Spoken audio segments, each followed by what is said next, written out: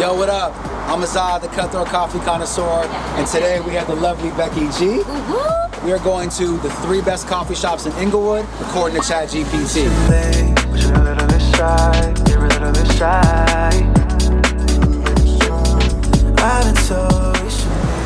The #1 coffee shop in Inglewood, according to ChatGPT, is Asteroid Vinyl Cafe. It's a unique establishment where music, art, coffee, and community converge. It's Inglewood's only record store. It offers a curated selection of vinyl, books, and gifts, alongside a cozy coffee corner serving strong espresso drinks. It's owned by a Latinx family and proudly represents local culture and diversity. Come on then. Come on now. Whether you're seeking rare records, a caffeine fix, or just a welcoming space to connect, Astro Vinyl Cafe provides an eclectic and inviting experience. Are you ready to get lit?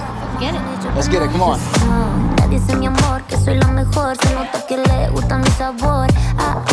Master perfected, it got him obsessed. Now he says he's in love. So, where do you guys source the beans, and can you give us a bit of a flavor profile? We source our beans from Smoky Hollow Roasters in El Segundo. Okay. They same beans that Blue Butterfly uses, same owners actually. The flavor profile is a little darker.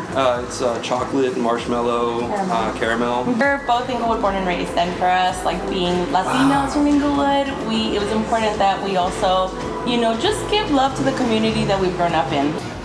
What are you listening to nowadays? I've been listening to a lot of indigenous flute music and a lot of frequency as well. Sometimes in the morning I get very easily overstimulated, and so I don't want to hear things with lyrics in it. I just want to feel I can relate to in that. my body and not be immediately I feel like sometimes you need a break from everything, and that's why I said even just lyrics, jazz, listening to morning jazz music. What is your morning routine? Given that we are at a coffee shop, I'm assuming you probably already had your black coffee this morning. I did. And I'm not I'll just have a black coffee from anywhere. I'd rather make it at home myself. 5 a.m., 6 a.m. I guess it depends on the call time, but I don't have coffee usually past 3 p.m. Well, right now, guys, for context, it's 11 o'clock. We're not capping. We're ready. I'm ready. I see 2 iced coffees, which we never do on this show. For Becky, we'll break any rules. Sorry. That's beautiful. So pretty. Hey, get this, Jesse. Look how fire this It has is. some little leaves on top. It's so pretty. Gorgeous. Cheers. Cheers. Salud. Should we do our first sip together? Yeah. The family, here we go. Cheers to Asteroid Vinyl Cafe. Doing a good job. That is delicious. Has a nice warm body to it. It's fluffy. It does have the chocolatey kind of almond nut energy to it. It's getting little close, a warm hug. Wow, what a way to start the day. Asteroid Vinyl Cafe. I'm gonna give you guys a strong 10 for the coffee. Thank you so much. For sure. Thank you. Since Becky's on the show, we gotta give honest ratings about the whole picture. Staff, most accommodating staff in LA that I've worked with thus far. So that's a combination of how they treat you, how they treat their other customers. What rating would you give the staff? Oh, I'm Paula Abdul right now. I'm 10. I'm gonna give that a 10 as well. Cheers to the staff. I gotta take another sip, I'm sorry. And then the last rating is location, which is a combination of aesthetic of the shop, which unbeatable off top. Vibes. Outside location, which my only gripe was the street noise when we were trying to do the intro. Yeah. So what would you give the rating on the location and the aesthetic? Paula Abdul 10. I'm gonna go 9.5 just because I'm a hater and I can't give a 30 out of 30. I'm we're in my hometown. This coffee's phenomenal. They're so nice. Strong 30 out of 30 according to Becky G. Cheers, thank you for having us. No one's gonna trust me on this show. That's so cute. This is insane. Wait, I haven't tried it yet. Wait.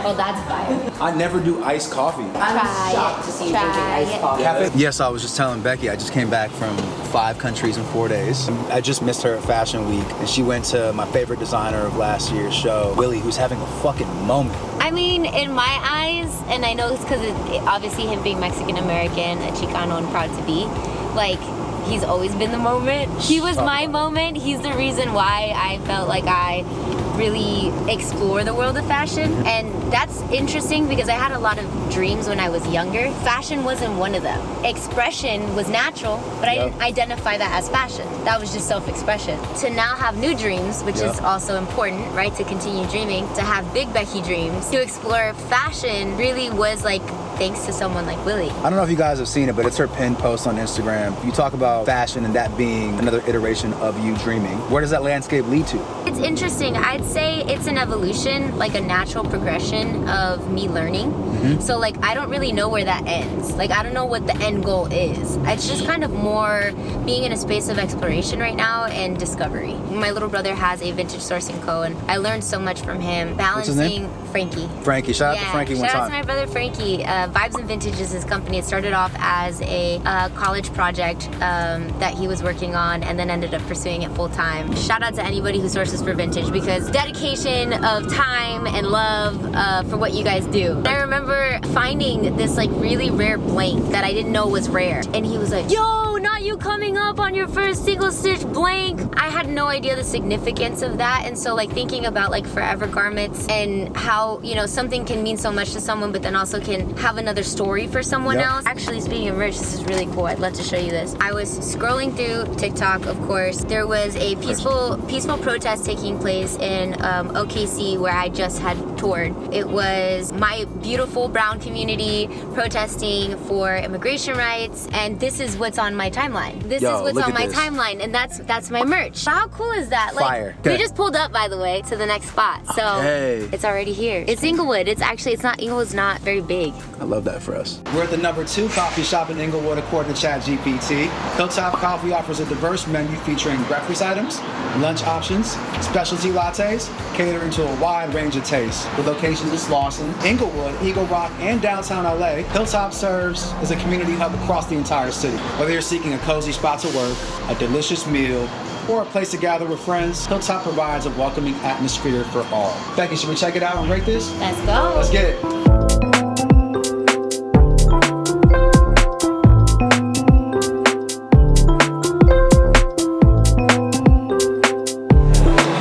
I got a bone to pick with you. When we first started kicking it, and this is like 2020, I feel like, right? Early pandemic. Yep. You played me some of my favorite R&B records that I've heard. And I'm gonna gas you up for a little bit, bear with me guys. You came in the game spitting crazy, you were like 13, 14 type shit. Then you had an infectious pop record that went from motherfucking here to Indonesia and back. You've done what feels like sibling albums in terms of traditional Mexican music.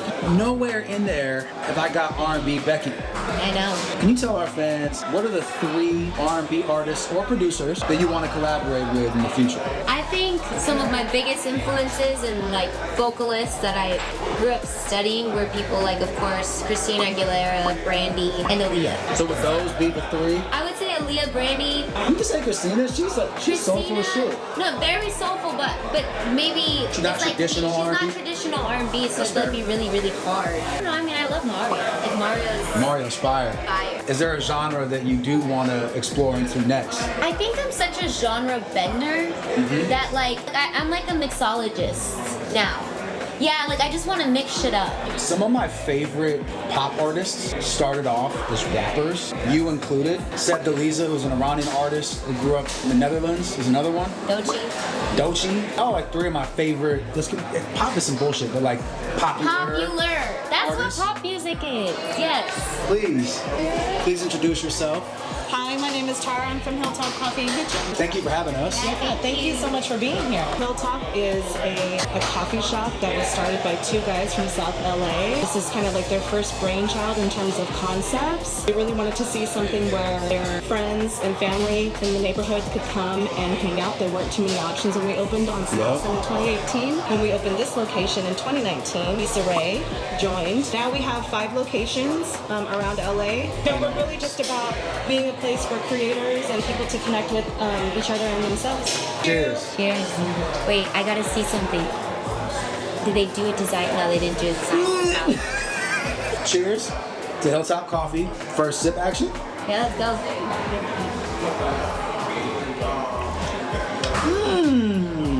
Yeah. Wait, what? Yeah. That's fucking amazing. Yeah. I love the temperature. I think it's just hot enough where it doesn't burn the roof of your mouth, but it warms you up inside. Like you said, it's a warm blanket of sorts. We're talking about the beans. It feels like a blend. There's like probably like a bit of light, bit of medium, bit of dark. It feels more African. It feels more Ethiopian. The notes, it's more nutty. I'm not getting very many like top floral notes. No.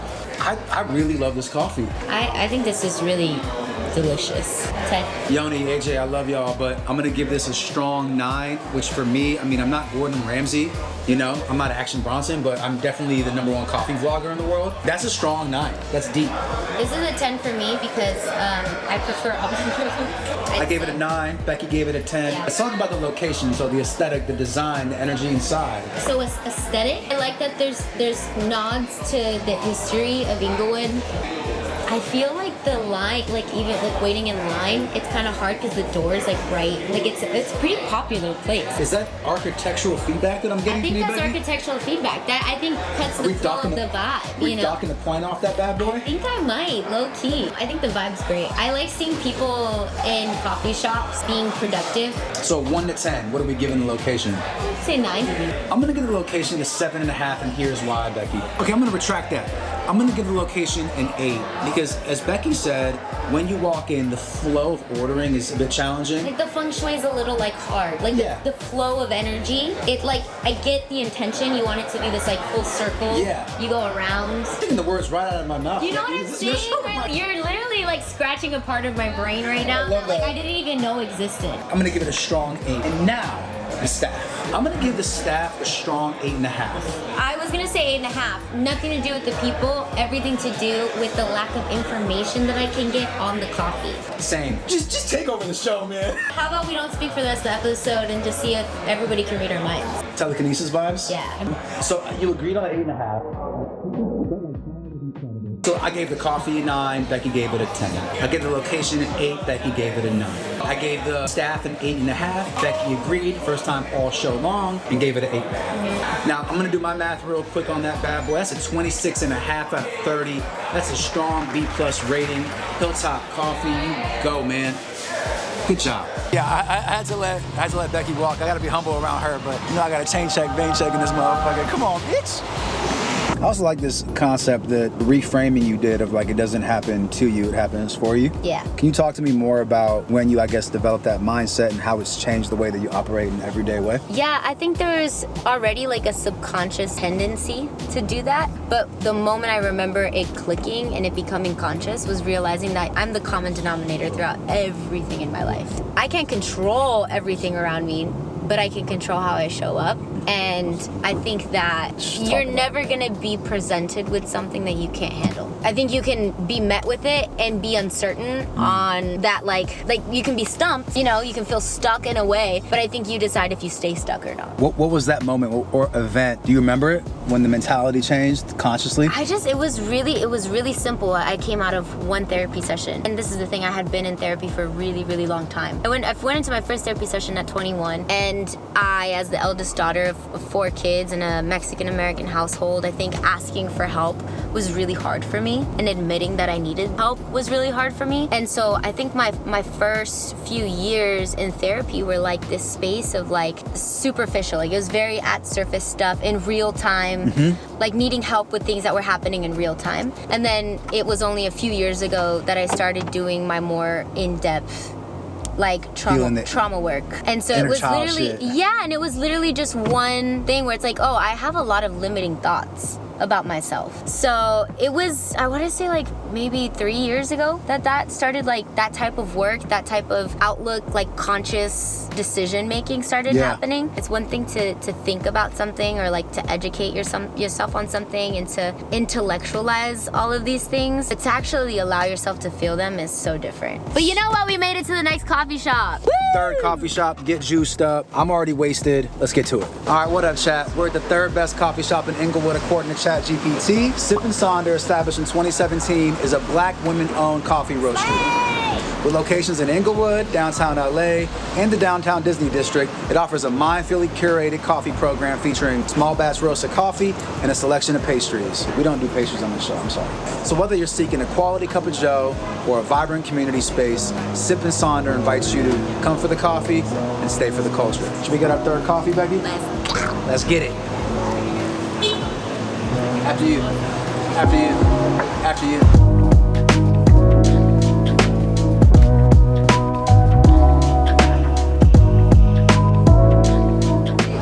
it's a little bit of a toss-up. I think we have Brazil on the hopper. Definitely going to be a little bit more of a robust coffee, like a little more basic in flavor, less acidic, less nuanced, more nutty, chocolatey. Usually we have some more fun coffees on espresso, but we've been very busy recently, so it's kind of... That's a good thing. Yeah. That's a good thing. There was a moment when you said, we don't do pastries on the show. I was like, can you put a bubble there that says, now I really do want to say, So Becky. I know. I just want to break the rules this whole Becky, we tried your. You have like 6s and 7s, and I feel like today it's 9s and 10s. You know what? Brighten up Everybody our needs day. a Becky in their life. Come on. You went like it's like not overfilled. How did you do that? We usually cheers and do the first sip together, but she just took liberties. It was filled to the top. I was scared I was gonna It's also drop nice it. and hot too. It's great. All right, let's go outside. I gotta sit down and enjoy this. Thank you so much. Cheers to Sippin' Sonder. We already know it's gonna be a 10. Fuck me. Has that macadamian aftertaste. It has the dark chocolate top This end. is the sharpest one I've had. Absolutely. Yeah. Okay, so on that note, 1 to 10, what are we giving the coffee, Becky? Like I feel like it's also a 10. Becky's gonna fuck up the algorithm of our show. Everything's a 10. Can we dock it half a point just to even things out a little bit? I usually like coffees that are a lot sharper in taste. And I think that what we had, like I said, the ratio between like the milk, the espresso, it was like very well blended, but it was very smooth versus like this is different. Becky G's gonna give Sippin' Sonder a 10. I'm gonna give it a strong 8.5. And here's why. I don't love the milk they used. I have a different milk though. If you like almond milk, you can take my 10. Okay, so I gave it an 8.5. She gave it a 10. Let's talk about the location. You said you used to get your uniform. Market Street is really pretty iconic. It's a lot more quiet here. Really great music selection. Aesthetic was vibes. I see where we're taking this. I'm gonna give the location a 9. Is my bubble there? My bubble's there, right? It came up already. I love that you read my mind. She gave it a 10. We know what it's gonna be. And the staff. Yeah, so sweet. Yo, you gotta give it a 9. We gotta balance this shit out. I can't keep. It's all gonna be 30, 30, 30. Like. Then don't bring me to my hometown and bring me to these locally owned coffee shops that are high key fire. Is it really a 10? Yeah. He was great. Probably the most knowledgeable barista we've had all day. He made this at 160. He didn't give a fuck about my feelings. He was like, I'll burn your hand, I'll burn your throat, I'll burn your mouth. Pause. He was great. I'm gonna give him a 10 also. This is the only place we see eye to eye. He was a 10. Becky G, overall rating for the whole show, 30 out of 30. Locations of what, 9? What did I give it, a 9? I should know this. I have this for sure a 10. Sippin' Sonder, that's a strong A rating. Good job, 90%, 27 out of 30. You know what time it is? Should we hit Randy's? It's donut time. Donut time.